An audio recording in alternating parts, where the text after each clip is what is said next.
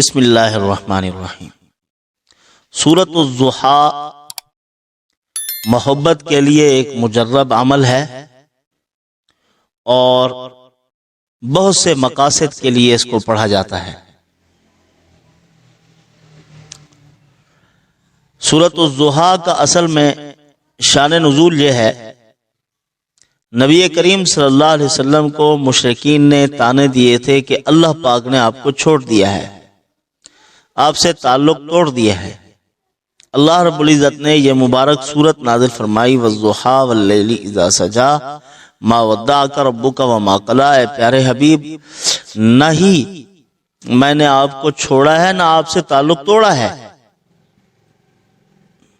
وللآخرۃ خیر لک من الاولی، آنے والا زمانہ میں نے آپ کے گزرے ہوئے زمانے سے بہتر بنا دیا ہے۔ لوگ تو یہ سوچتے ہیں کہ مزید زوال میں چلے جائیں گے، میں نے آپ کو آنے والے وقت میں بہت عروج بخشنا ہے، اتنی عروج بخشوں گا، اتنی عروج بخشوں گا کہ یہ لوگ ششدر اور حیران رہ جائیں گے، انگشت بدندان رہ جائیں گے، ان کو پتہ ہی نہیں چلے گا کہ آپ کا مقام کتنی بلند ہے، ان کو معلوم نہیں۔ اور جب یہ دیکھیں گے تو پھر ان کو پتہ چلے گا، اچھا اللہ نے اتنی نوازشات فرمائی ہیں۔ تو میرا یہ آپ کے ساتھ وعدہ ہے کہ آنے والا وقت آپ کا بہتر ہے۔ یہ ڈپریشن کا علاج ہے، پریشانی کا علاج ہے ہر انسان کے لیے۔ جو بھی مشکلات آتی ہیں، مصائب آتے ہیں، مسائل آتے ہیں، ان کے بعد اللہ پاک نے فرمایا فَإِنَّ مَعَ الْعُسْرِ يُسْرًا، إِنَّ مَعَ الْعُسْرِ يُسْرًا، تنگی کے بعد آسانی ہے، مشکلات کے بعد، پریشانیوں کے بعد آسانیاں ہی آسانیاں ہیں۔ تو اس مبارک سورت کو پڑھا جائے، اور اس میں غالباً کاف کی تعداد جو ہے وہ 9 ہے، 9 کاف ہے۔ والضحیٰ واللیل اذا سجا ما ودعک ربک وما قلی وللآخرۃ خیر لک من الاولی ولسوف یعطیک ربک فترضی الم یجدک یتیما فآوی ووجدک ضالا فہدی ووجدک عائلا فأغنی فأما الیتیم فلا تقہر واما السائل فلا تنہر واما بنعمت ربک فحدث۔ یہ جو تعداد ہے ان کافوں کی، یہ 9 کاف ہیں۔ آپ کسی مشکل مرحلے کے لیے پڑھنا چاہتے ہیں تو پھر جب بھی کاف آئے اس پر خاموش ہو جائیں اور 9 مرتبہ پڑھیں، یا کریم یا کریم یا کریم یا کریم، ہر کاف پر 9 مرتبہ یا کریم پڑھتے چلے جائیں، آپ کی رکاوٹیں دور ہوتی چلی جائیں گی۔ اگر آپ اس عمل کو محبت کے لیے کر رہے ہیں تو پھر ہر کاف پر 9 مرتبہ یا ودود پڑھیں، یا ودود یا ودود یا ودود، اس کا ورد کریں۔ اس کے بعد جب آپ اس سورت کو مکمل کر لیں تو اللہ تعالیٰ سے اپنی درخواست کریں، دعا مانگیں، اور چلتے پھرتے آپ ایک مبارک اللہ تعالیٰ کا نام ہے اس کو آپ پڑھتے رہیں۔ یعنی ایک آیت ہے حسبنا اللہ و نعم الوکیل، چلتے پھرتے آپ اس کا ورد رکھیں، دن کو پڑھیں، دن کی روشنی میں اس کی بلا کی تاثیر ہے۔ اگر آپ اس ترتیب سے اس کو پڑھ لیں، 2 رکعت نماز پڑھ لیں، آپ 2 رکعت نماز پڑھنے کے بعد آپ حسبنا اللہ و نعم الوکیل 450 مرتبہ اس کا ورد کریں۔ پھر اس کے بعد فانقلبوا بنعمت من اللہ وفضل لم یمسسہم سوء، اس کو 6 مرتبہ پڑھیں۔ اگلی آیت جو ہے واتبعوا رضوان اللہ واللہ ذو فضل عظیم، اس کو 1 مرتبہ پڑھ کے 7 مرتبہ یہ ہو جائے گا۔ اس کے بعد سر سجدے میں رکھ کر آپ جو بھی دعا مانگیں گے اللہ پوری فرما دیں گے۔ اس ترتیب سے پڑھیں تو زبردست ہے۔ اگر اس ترتیب سے نہیں پڑھ سکتے تو پھر آپ یوں کر لیں، چلتے پھرتے اس کا ورد رکھیں۔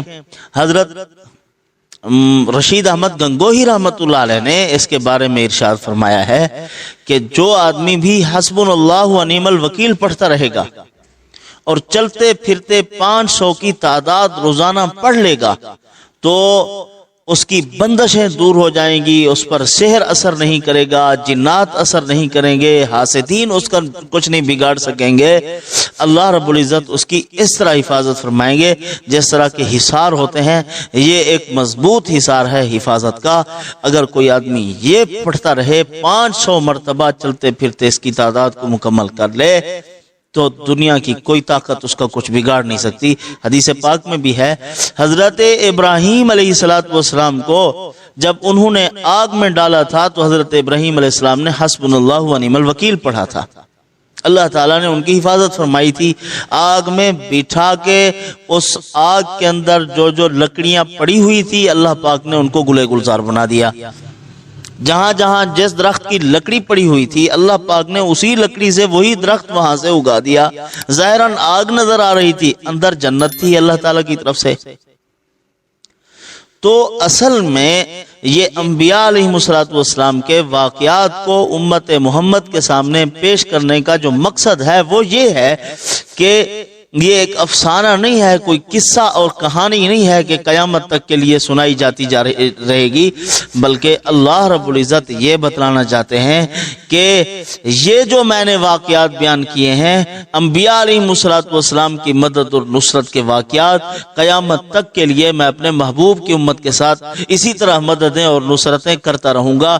آگے آپ پڑھ لیں قرآن مجید میں کذالک نجزی المحسنین آیا ہوا ہے، اسی طرح ہم بدلہ دیتے ہیں۔ یہ مضارع کا صیغہ ہے اور بدلہ دیتے رہیں گے نیکوکاروں کو۔ جو بھی اللہ کی فرما برداری کریں گے، اس کی وفاداری کا دم بھریں گے، اللہ پاک ان کی اسی طرح مدد اور نصرت کرتے رہیں گے۔ معاشرے میں آگ پھیلی ہوئی ہوگی لیکن اپنے ان پیارے بندوں کی حفاظت فرمائیں گے۔ تعلق اللہ کی ذات کے ساتھ قائم ہونا چاہیے، یقین بھی مضبوط ہونا چاہیے۔ ان اعمال کے جو نتائج آپ کے سامنے آئیں گے وہ آپ کے یقین کی بنیاد پر آئیں گے۔ جتنی آپ کا یقین مضبوط ہوگا اتنی زیادہ ان کے نتائج سامنے آئیں گے، جتنی آپ کا یقین کمزور ہوگا اتنی زیادہ آپ کو ان کے یعنی اثرات نظر نہیں آئیں گے، یقین کی کمزوری کی وجہ سے۔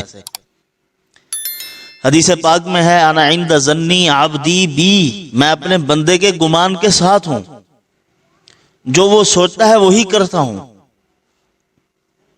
انگریز دور میں انگریز نے مسلمانوں کے ایمان لوٹنے کے لیے عربک کالج بنایا تھا۔ بھی ہم یہاں عربی کی تعلیم دیں گے، قرآن سکھائیں گے۔ مولانا الیاس رحمۃ اللہ علیہ وہاں جاتے تھے، پوچھتے تھے یہ کیا ہے، تو بتلاتے تھے کہ یہ کالج ہے۔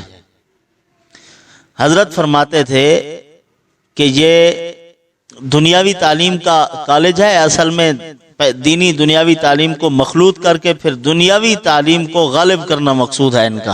حضرت فرماتے نہیں، یہ دین کا اڈا ہے، اڈا دعوت کا اڈا ہے، اسلام کا۔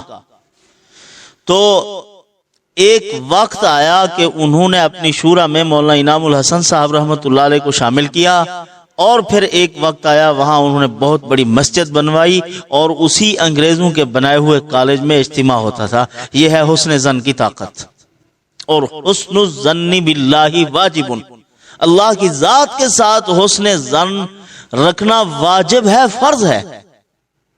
اللہ رب العزت کی ذات کے ساتھ اچھا گمان رکھنا، جو کرے گا بہتر کرے گا، یہ گمان رکھنا فرض عین ہے ہمارے لیے۔ تو جیسا گمان ہم کریں گے، جس یقین و ایمان کے ساتھ ہم اس کو کریں گے، اللہ تعالیٰ اسی ترتیب سے نتائج مرتب فرمائیں گے، نتیجے ہماری آنکھوں کے سامنے آتے چلے جائیں گے۔ تو بہرحال یہ ایک مضبوط عمل میں نے دیا ہے آپ کو، والضحیٰ، سورۃ الضحیٰ کا، یہ روشنی میں پڑھنا چاہیے۔ ضحیٰ جو چاشت کا وقت ہے، چاشت کے وقت میں اگر پڑھ لیں، ویسے جب بھی دل کرے آپ پڑھ لیں، یہ زبردست عمل ہے۔